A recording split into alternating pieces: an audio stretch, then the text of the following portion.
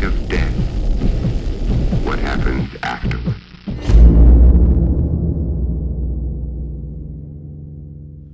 Hello everyone, and welcome back to my channel and another episode of Haunted Places and Coffee. We are not going to have a conversation about my gray roots. Just ignore it. They've been there for the last 20 years. I'm doing my best. I'm also wearing lipstick today. I'm not a lipstick person. We'll see how long it lasts. In today's video, we are going to be talking about the Villisca Axe Murder House of Villisca, Iowa in the United States of America. It's known as one of America's greatest unsolved murders, and it happened over 100 years ago. It's quite a tale. But first we must get into the and coffee portion of the video, for I need to caffeinate, for at the moment I am in fact decaffeinated, and I don't like it. So today we're trying a little bit of something different. I decided to go with Coca-Cola coffee. I don't know. I don't know. They make this stuff, Coca-Cola with coffee. This is a new one. It's the mocha one, and I figured, you know, Coca-Mocha-Cola. Coca-Mocha. Mocha Coca-Cola has a nice ring to it. I figured I might as well give it a try. I'm not gonna be so crass as to drink it directly out of the can though, so we have brought forth my old and very used but very much beloved little Halloween coffee mug. I don't even remember where this came from. I've had it for so long. I think I got it like as a Barnes & Noble special like a quadrillion years ago. I don't even know, but it's substantially stained on the inside actually because I use it so much. All right, we're gonna try this. I don't know if it's gonna be any good, but as long as it has caffeine in it, which it appears to. Coffee powder. Oh, caffeine, there it is. It's like the 8th ingredient on the list here. Powdered coffee from Brazilian coffee beans. Caffeine content 69 milligrams / 12 fluid ounces. Yeah, that'll do. There's a dog, excuse me. We're surrounded by dogs, and they never stop barking.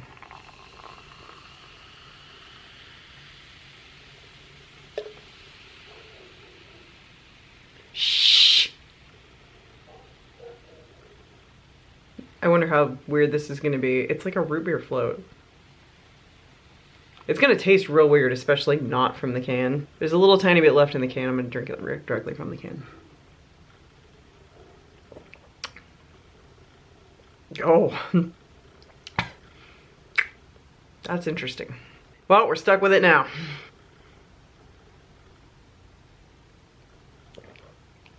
I'm really trying to gauge how I feel about this. Anyway, all right, so the Villisca Axe Murder House in Villisca, Iowa. And in my research before I properly learned how to pronounce this, I don't know, I got some problem with my brain where I see a word a certain way, I hear how it's pronounced in my head, and that's how it's pronounced forevermore, no matter who points out to me how it's actually pronounced and that it's spelled correctly, and I'm pronouncing it in a way that it isn't even spelled, like Vincent D'Onofrio. I used to call him Vincent DeFornio for like the longest time. I don't know, my brain likes to invert things sometimes. So I've been calling this the Villisca Axe Murder House during my entire research, but it's Villisca.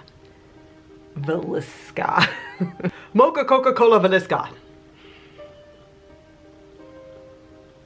So Villisca, Iowa is a teeny tiny infinitesimal speck of a tiny little farming town type of place in Iowa. Very teeny tiny population of about, let's see, according to the last census, it was around 1,000 people.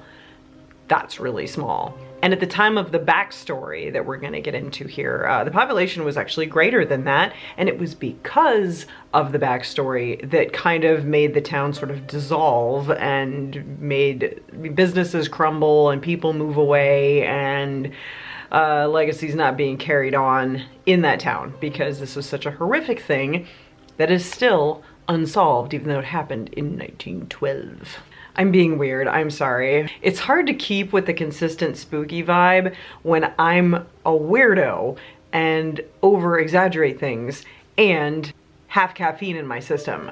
So I'm still getting the hang of these videos. You're along for the ride. Fun times.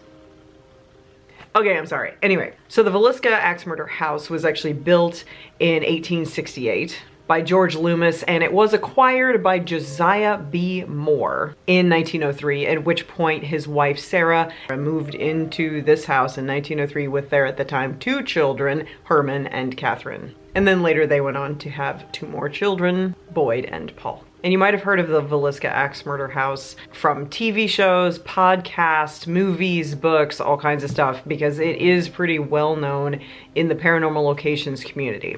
In fact, since the backstory of these unsolved murders, many people have purchased the home over the years. I think it traded hands about 13 times, and most people didn't end up staying very long until it finally fell into the hands of Martha Lynn in 1994, who, to the best of my knowledge, continues to run it to this day as a museum type thing of sorts, as well as being like sort of the caretaker, as well as hosting the daytime ghost hunts and the nighttime ghost hunts, which we're gonna get into later. So the backstory of this crime that made the Villisca axe murder house so infamous is because Josiah B. Moore and his entire family, including 2 of the neighbor girls that the kids were friends with and were part of their little church group Sunday school thingy that they were doing, all 8 of them were murdered in that house in their sleep by having their skulls crushed with an axe. Not a pleasant way to go at all. So there's an entire rabbit hole that you can fall down in doing your research about the Villisca axe murder house. There's tons of information on the internet. There's tons of videos you can watch, articles you can read. There's books, and like I said, podcasts, and a couple of movies, or 1 movie, I don't know. Probably documentaries out there as well. It's pretty infamous because to this day, the case of these 8 murders still remains unsolved. And while this is not a true crime video of sorts, I will give you obviously the basic rundown of what went on.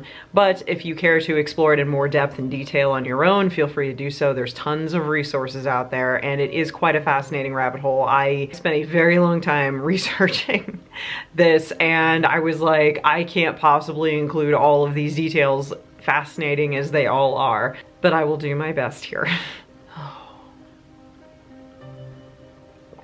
So basically what happened was these 2 girls, Lena and Ina, I don't know if I'm saying their names correctly, forgive me, I'm not good with pronouncing things. Lena and Ina Stillinger, so they're the daughters of friends of the Moores, and the kids are friends and everything, so they're going off to Sunday school and church, and they got invited over to stay at the Moores' house that evening instead of like going over to the grandma's for supper like they originally planned. So they all went to church and participated in this little church program of some sort, the entire family and these 2 Stillinger girls. And they got back to the Moore household between 9:45 and 10 p.m. So at some point during the night, an unknown assailant somehow got into their house.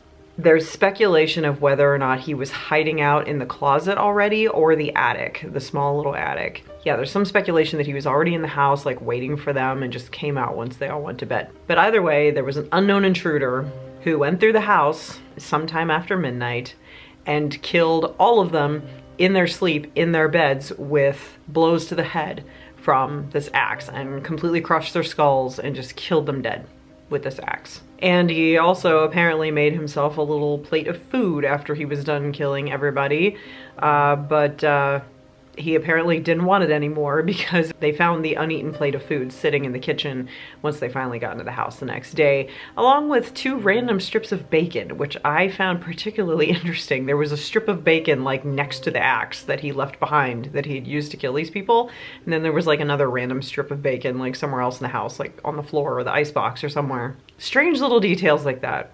Right? So the next morning after this takes place, the neighbor, the Moore's neighbor, Mary Peckham, she comes out about 5 o'clock in the morning. She's doing her wash, you know, hanging everything up on the line or taking it off of the line or whatever, but she's doing her wash, and she notices that the Moores haven't come out to start their morning chores yet, because that was like a big thing in 1912 in little farming communities. You know, they had like a chicken coop, they had like some animals with some stock in there, and you know, things needed to be tended to.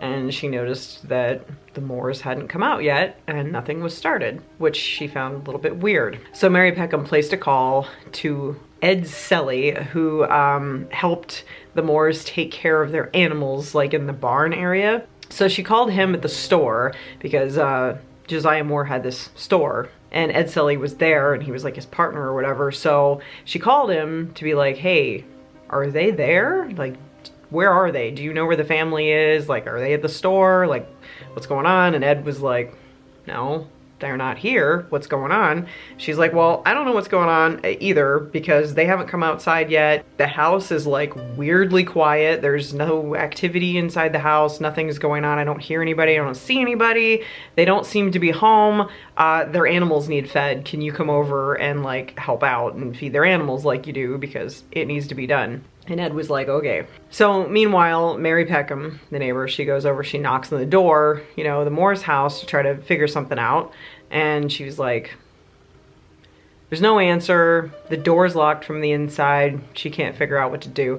So she calls Josiah's brother, Ross. And she's like, okay, I don't know what's going on with them. I tried, you know, why don't you come over and handle this? So Mary goes about her business. I think at some point during that time, Ed comes over and like feeds the animals, or maybe he's still on his way or something. But like Ross, the brother, comes over. He's got a set of keys and he's like, okay, we'll see if my keys will work in the door because the door was locked from the inside, which I find very weird. They were all murdered in the house by an unknown person.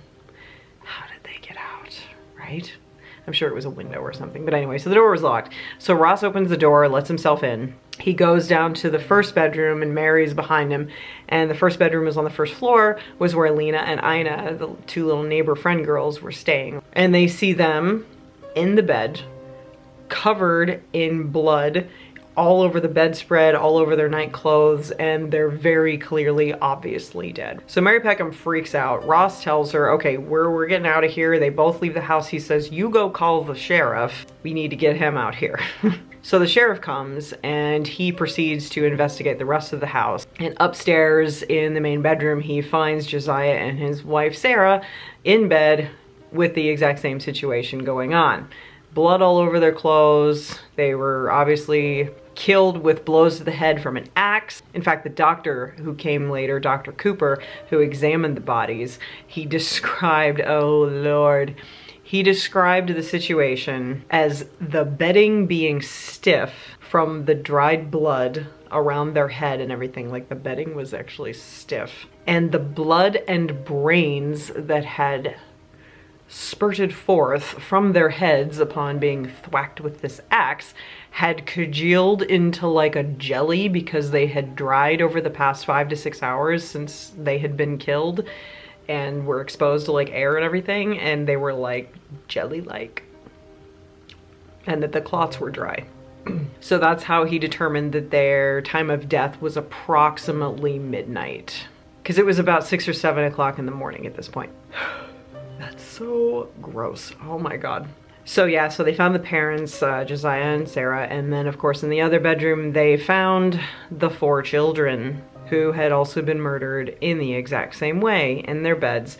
Their son Herman, who was 11, their daughter Catherine, who was 9, their son Boyd, who was 7, and their son Paul, who was only 5. So the entire family, plus these 2 little neighbor friend girls, all dead. And nobody knows who did it. They tried, of course, you know, they brought in like authorities and stuff, but like the problem was that back then they weren't very good at securing crime scenes. Fingerprinting was still new. DNA testing was like unheard of, you know, and they didn't secure the crime scene very well. They were waiting for the Villisca National Guard to show up to do the investigation. And in the meantime, all of the people in the town and the neighbors were curious and came traipsing through the house to just kind of like gawk at the crime scene and the bodies and the situation and go, oh, okay. And they estimate that there were about 100 people who did this, completely contaminating the crime scene, you don't do that.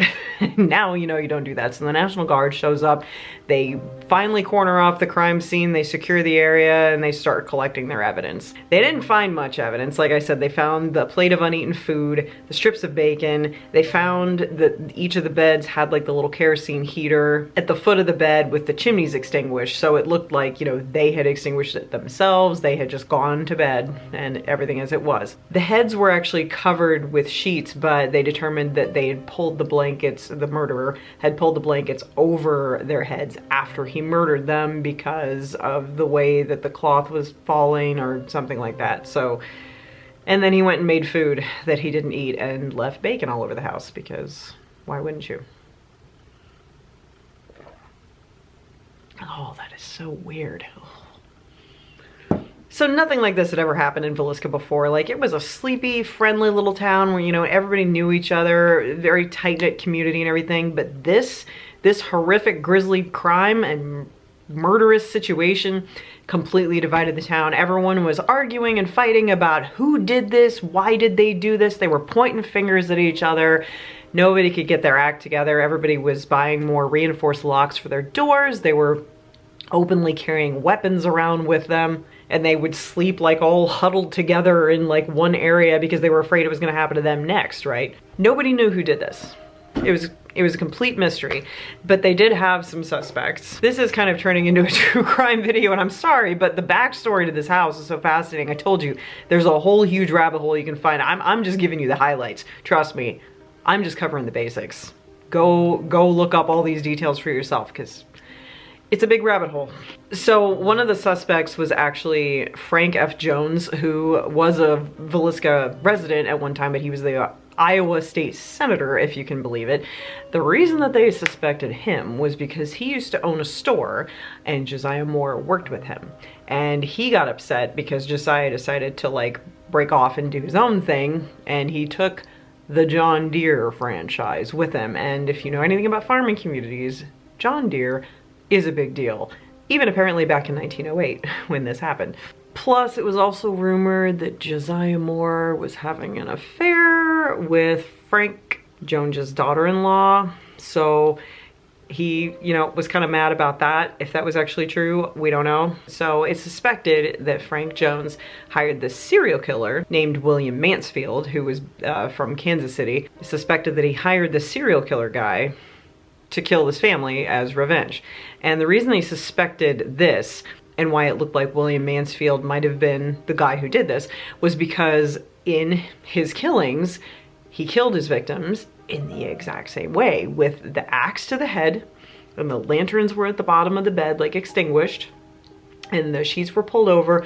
Oh, and he also covered up all the windows with either bed sheets or clothing, and he covered all the mirrors as well with bed sheets or clothing or towels or whatever he could find. And that's exactly to the letter the crime scene of the Villisca axe murder house. It fit the profile of exactly William Mansfield's other murders. So that's why they suspected this guy. But they actually couldn't prove anything, and it turned out he had an alibi that placed him in Illinois at the time.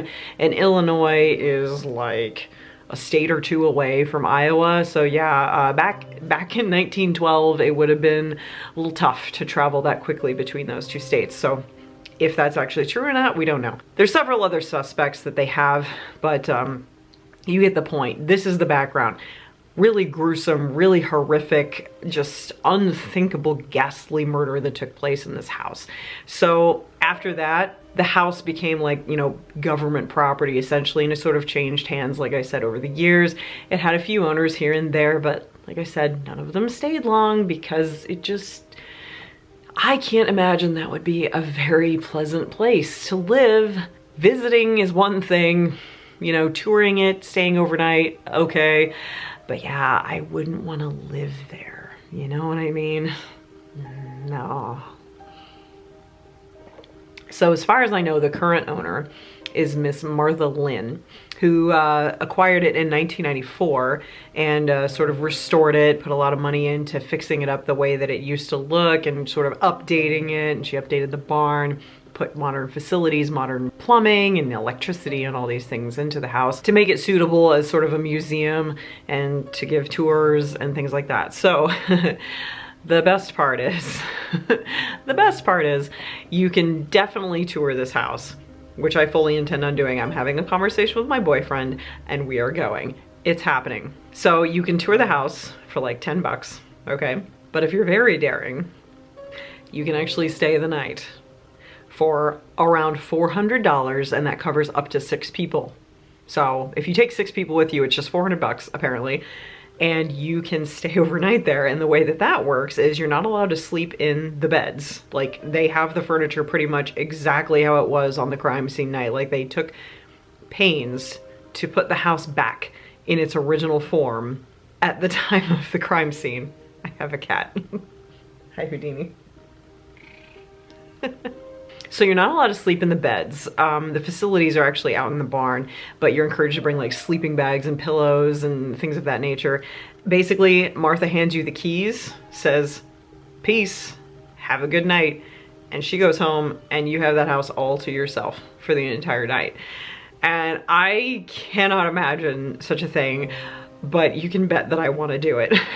You can bet that I want to do it. If my boyfriend and I go, just the 2 of us, 200 bucks a piece, and it's just the 2 of us, I think that would be pretty cool, to be honest. In this house, people have experienced basically every paranormal thing that you could possibly think of. I mean, there have been pictures of orbs, and there have been reports of things moving, there's footsteps, there's voices, there's apparitions, and there was even an account of a fellow who did one of those overnight stays in 2014, and he was in one of the bedrooms by himself, but he had like friends with him in the house, but he was in a bedroom by himself. His friends got a call from him over the little 2-way walkie radio, and he was calling for help, and then they ran into there and found that he had stabbed himself in the chest, and he didn't even know what happened. It was a self-inflicted stab wound to the chest.